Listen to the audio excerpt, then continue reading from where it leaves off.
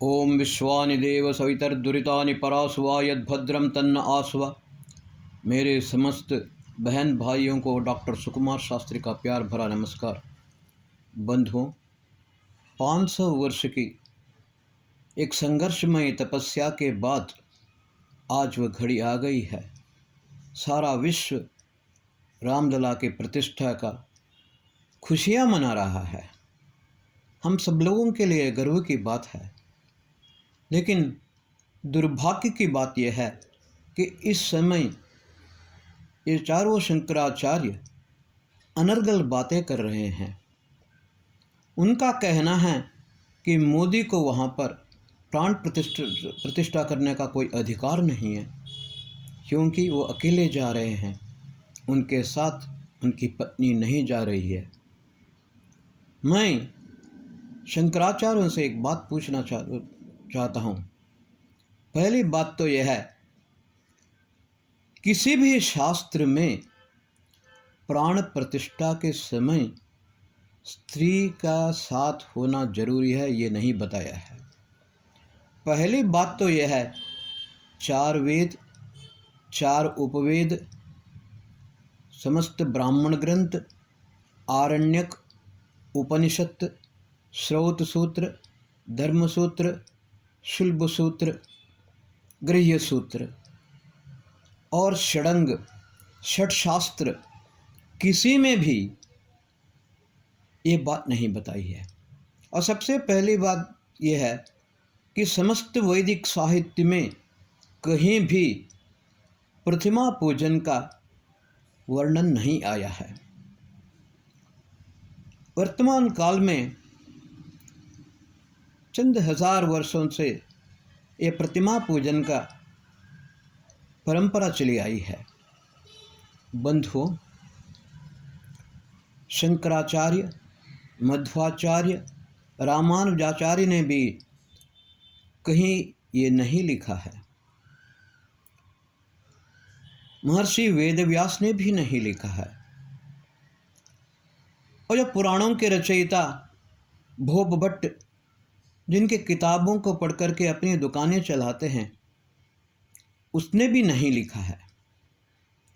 शास्त्र मर्यादा यह है, दैनिक अग्निहोत्र को छोड़ करके जितने भी यज्ञ यागादि हैं, उसी समय उन यज्ञ यागादि में पत्नी का साथ होना नितांत आवश्यक है, क्योंकि अयज्ञो वा येषयो अपत्नीकः। जो अपत्नीक है, मतलब जिसकी पत्नी नहीं है, या तो गुजर गई है, या उस कर्मानुष्ठान के समय पर पत्नी साथ में नहीं है, उस समय वो यज्ञ अपूर्ण हो जाता है। यज्ञ तभी पूर्ण होता है जब यजमान और यजमान पत्नी साथ में रह करके, साथ में बैठ करके यज्ञ करते हैं। लेकिन गर्भगृह में देव मूर्ति की प्रतिष्ठा करते समय वो भी अपने सिर पर रामलला की मूर्ति रख करके आधा किलोमीटर चल करके वहाँ पर प्राण प्रतिष्ठा करने के लिए नरेंद्र मोदी जी जाएंगे। लेकिन इस बात को 4 शंकराचार्य विरोध कर रहे हैं, क्योंकि उनकी पत्नी उनके साथ में नहीं जा रही है। ये समझ में नहीं आ रहा किस शास्त्र में लिखा है, किस ग्रंथ में लिखा है, किस विद्वान ने लिखा है। किसी का कोई प्रमाण नहीं है। श्रृंगेरी के पूर्व शंकराचार्य, जिन्होंने चारों वेदों का अध्ययन अध्यापन की व्यवस्था श्रृंगेरी में कराई थे, यदि आज जीवित होते तो चारों शंकराचार्यों को ऐसी फटकार लगाते कि ये सर उठा के बोलने के लायक नहीं रहते। लगता है ये शंकराचार्य अपनी मर्यादा को भूल गए हैं। कम से कम जिस पीठ पर बैठे हैं उसकी गरिमा तो बनाए रखें, ये नितांत आवश्यक है। लेकिन ये देशद्रोही कांग्रेसियों की तरह अनर्गल बातें करना ये बड़ा दुखदाई है। इसलिए मैं उन लोगों से निवेदन करता हूँ, इस प्रकार से अनर्गल बातें करके, अशास्त्रीय बातों को करके लोगों को दिशाहीन करना, ये बहुत ही गलत बात है। और सभी लोगों से मैं निवेदन करता हूँ, कोई भी इन 4 शंकराचार्यों के बातों पर ध्यान न दें और इस सुंदर घड़ी को अपने आँखों से देखें, उससे लाभान्वित हों। ऐसी घड़ी हमारे जीवन में अब नहीं आ सकती है। कम से कम हमारे जैसे, जो मेरी उम्र 72 साल की हो चुकी है, तो हमको तो हमारे जीवन में ऐसी घड़ी, ऐसे सुअवसर मिलना मुश्किल है। इसलिए सभी लोगों से मेरा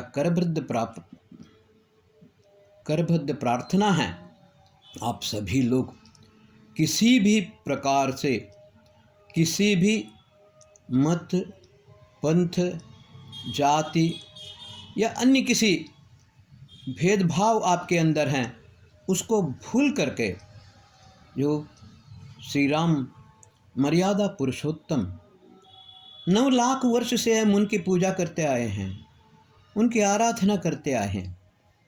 उन्होंने हमको सिखाया था, जननी जन्मभूमिश्च स्वर्गादपि गरीयसी। जननी और जन्मभूमि, मातृभूमि और जन्म देने वाली माता स्वर्ग से भी महान होता है। इस बात को हम अपने दिल में बैठा लें और इस सुंदर जो प्राण प्रतिष्ठा का श्री रामचंद्र का प्राण प्रतिष्ठा जो अयोध्या में हो रही है, उसको सभी प्रकार से सकुशल संपन्न होने में सब लोग प्रयत्न करें। ओम शांति।